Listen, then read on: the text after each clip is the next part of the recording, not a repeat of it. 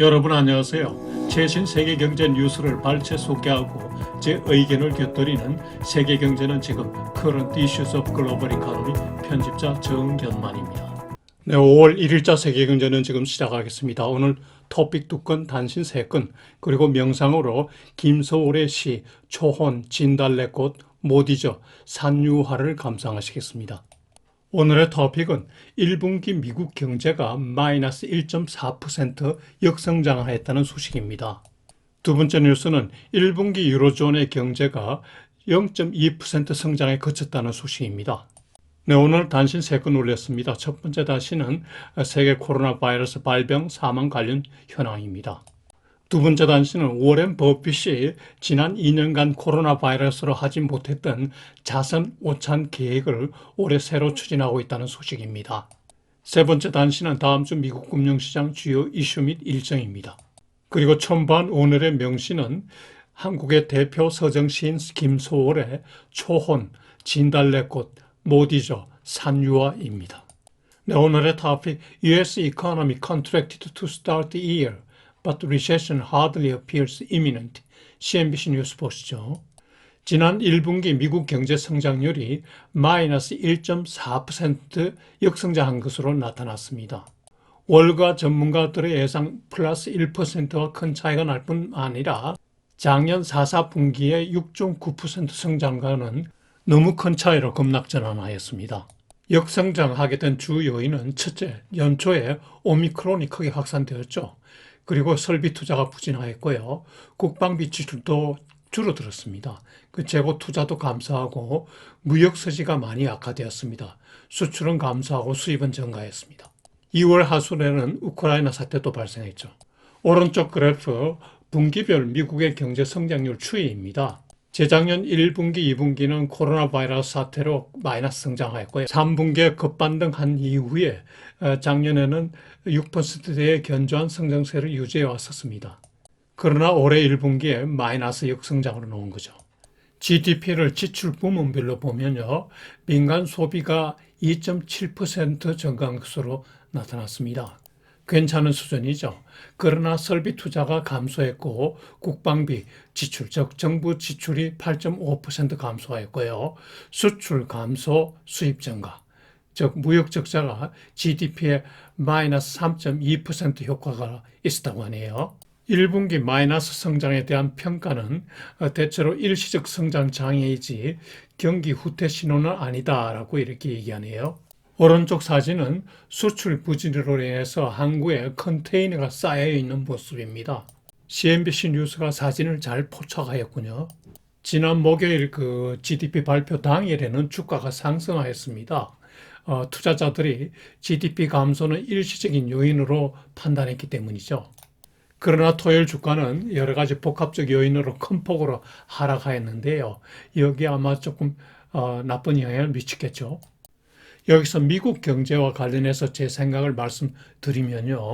저는 미국 경제가 다음 분기에도 역성장할 소지가 다분하다고 생각합니다.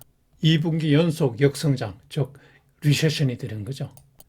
제가 그렇게 생각하는 근거는요. 우선 우크라이나 전쟁 사태가 중장기화될 가능성이 높다는 거죠. 세계 경제가 월 세션에 빠지면은 미국 경제도 부담이 크죠. 그리고 팬데믹 여파가 상존하고 그리고 공급망 문제, 특히 중국발 공급망 문제가 확대되고 있죠. 그리고 페드는 4일날 금리 인상할 거고 자산 매각 추진도 예상됩니다. 그리고 꾸준히 상승세를 보이던 임금도 3월부터 둔화되기 시작했고 여기다 물가까지 겹치니까 소비 심리가 약화되겠죠. 무엇보다 세계적인 경기 둔화, 후퇴 추세가 눈에 보이죠. 1분기에 유로 경제가 0.2% 성장에 그치고 중국도 4.4% 성장에 그쳤습니다. 개도국 경제는 더 악화될 것으로 보입니다. 미국 경제의 침체 장기화 여부, 리세션의 장기화 여부는 상기 악재들의 지속 또는 소멸 여부에 따라서 결정될 것으로 생각됩니다. 네, 오늘 두 번째 뉴스, 유로존 First quarter growth slowed on Omicron, Russia's invasion of Ukraine. 마켓워치사 보도 보시죠.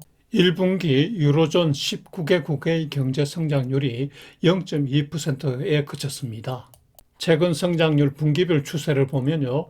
2.2%에 이어서 2.2%, 0.3%, 그리고 이번에 0.2%로 떨어진 거죠. 작년 1분기 대비로는 5% 성장한 것으로 나타났는데요. 이는 작년 1분기가 워낙 나빴기 때문에 기저 효과입니다. 유럽 경제 성장률이 0.2% 그친 이유는 주된 이유는 오미크론 바이러스 확산 그리고 러시아의 유크레인 침공입니다. 주요 국가별 성장률을 보면은 독일이 0.2%, 프랑스는 그냥 정체입니다. 0%, 이탈리아는 마이너스 0.2% 역성장했고요. 스페인은 0.3% 성장했습니다. 그의 유로존 국가별 성장률은 오른쪽 표를 참고하시기 바랍니다. 그런데 유로존 경기도 2분기 중에 역성장할 것으로 예상된다고 하는군요. 우크라이나 사태의 여파가 지속되고 있고 에너지 등 물가 상승, 그리고 소비 심리 악화, 공급망 문제 상존 등이 영향을 미치겠죠. 한편 지난주 다른 뉴스에 보면 유로존의 물가 상승률이 발표되었습니다. 유로존 물가는 4월 중에 전년 동월 대비 7.5%나 상승한 것으로 나타났습니다. 6개월 연속 상승입니다. 유럽 중앙은행 22 물가 목표의 4배 정도네요. 당연히 우크라이나 전쟁과 공급망 문제가 복합적으로 작용한 것입니다. 품목별로 보면요. 에너지 가격이 전년 동기 대비 38%나 상승했습니다. 식료품 가격도 6.4% 상승했고요. 산업 제품이 3.8%, 서비스 가격이 3.3% 상승한 것으로 나타났습니다. 전문가들은 물가 상승세가 지속될 것으로 전망하고 있고요. 이에 따라 물가 당국인 ECB의 고민이 커졌죠. 경기 침체 속에 물가 상승이 나타나기 때문에 대응 방법이 아주 힘든 거죠. 네, 이 표는 유로존 국가별 물가 동향인데요. 맨 오른쪽에 4월 전년 동기 대비 상승률이 나와 있죠. 국가별로 꺽쇠표를 한 국가는 연율 10% 이상 물가가 상승한 곳입니다. 과거 러시아 연방에 속한 국가들 에스토니아, 라트비아, 리투아니아 등의 물가 상승률이 높군요. 네, 오늘 첫 번째 단신 세계 코로나 바이러스 상황 보시죠. 전 세계 확진자 누계는 5억 1,027만 명으로 전주 대비 0.8% 증가했습니다. 사망자는 623만 3,500명으로 전주 대비 0.3% 증가했습니다. 확진자 증가율이 1% 미만인 0.8%는 제가 이 통계를 올리고 난 뒤에 처음입니다. 사망자 증가율도 계속 연속 둔화되고 있습니다. 1일 확진자 증가가 60만 명에 그친 것도 정말 특이합니다. 세계 전체적으로 확진자 증가 추세가 많이 떨어지고 있는 게 보이네요. 확연하네요. 국가별 확진자 순위는 12위까지 지난주와 똑같습니다. 한국이 이탈리아, 스페인보다 높은 8위를 유지하고 있습니다. 안타깝군요. 네, 오늘 두 번째 단신은 투자기자 워렌 버핏이 자신의 21번째 자선 오찬을 계획하고 있다는 소식입니다. 그동안 자선 오찬을 통해서 기부한 누계액이 3,420만 불입니다. 원화로 440억 가까이 되네요. 오찬 최고 경락자는 암호화폐 사업가 저스틴 순인데 2019년에 457만 불을 써냈군요. 2020년과 2021년에는 코로나 바이러스 사태로 오찬 자선 경매를 못했죠. 올해 오찬이 버핏의 마지막 오찬 경매가 아닌가 얘기가 나오네요. 올해 오찬 경매는 6월 12일과 17일 이베이에서 진행합니다. 중계를 하죠, 아예. 오찬 경매에서 나온 돈은 글라이드라는 비영리 단체에 제공됩니다. 무료 급식, 무주택자 숙소 제공, 직업훈련, 방과 후 아동 보호 등에 사용된다고 하네요. 경락자는 버핏과 그리고 자기가 추천하는 일행 6명과 같이 식사를 할 수 있죠. 식사 내용은 오른쪽 아래 보이는 대로요. 서프 앤 터프, 아메리칸 스테이크입니다. 워렌 버핏의 조언을 듣고 그리고 자선 모금을 위해서 이렇게 계획을 투척하는 경락자도 대단한 사람들이죠. 오찬 장소는 스미스 앤 월렌스키 스테이크하우스인데요. 맨해튼 서드 애비뉴에 있는데 저도 좋은 친구 덕분에 한번 가봤습니다. 올해 91세인 오렌 버핏은 그동안 기빙 플래치를 공동 창안해서 여기에다가 돈을 많이 냈죠. 현재까지 416억 불, 우리 돈으로 한 50조 되겠군요. 이거를 기부했습니다.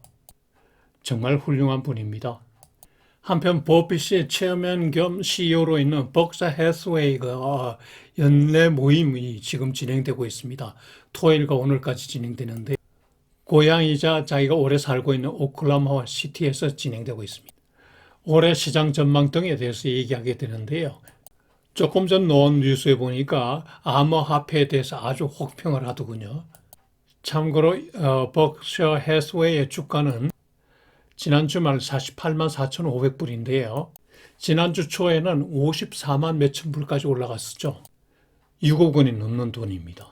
지난주에 미국 주가 전반적인 하락에 따라서 벅샤 해스웨이도 좀 하락하였는데 그럼에도 연초 대비 10% 정도 상승했습니다. 실적이 좋기 때문이었죠.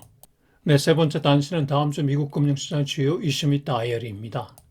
지난주 미국 주식시장은 복합 요인으로 크게 하락했죠. 채권 유익 수익률도 상승하고요. 특히 아마존 실적이 저조했고 인플레이션 압력가 중 금리 상승, 세계적인 경제 침체 우려 등이 복합적으로 주가를 끌어내줬죠. 다음 주 화요일 수요일에는 페드 FOMC 미팅이 예정되어 있습니다. 그래서 수요일 날 2시에 FOMC 스테이트먼트가 발표되고 30분 후인 2시 반에 파월 의장이 기자회견을 갖습니다. 금리 50bp 인상 외에 연준 자산 축소 등에 대해서 어떤 언급이 있을지 관심이 가죠. 한편 5월은 소위 쇠림 매이라는 얘기가 있죠. 5월에 주식을 팔고 10월 이후에 들어오라는 겁니다. 5월이 시작되는 시점에서 좀 걱정이 되죠. 한편 일각에서는 기술주 하락이 지나쳤다는 얘기도 나오고 있습니다. 요일별 일정은 표를 참고하시기 바랍니다. 네, 여러분, 계절의 여왕 5월입니다. 더욱 즐겁고 바람차게 지내시기 바랍니다. 그리고 오늘의 명시, 이별과 그리움, 그리고 한국인의 한가정을 노래한 김소월의 초혼, 진달래꽃, 못 잊어, 산유화를 꼭 감상해 보시기 바랍니다.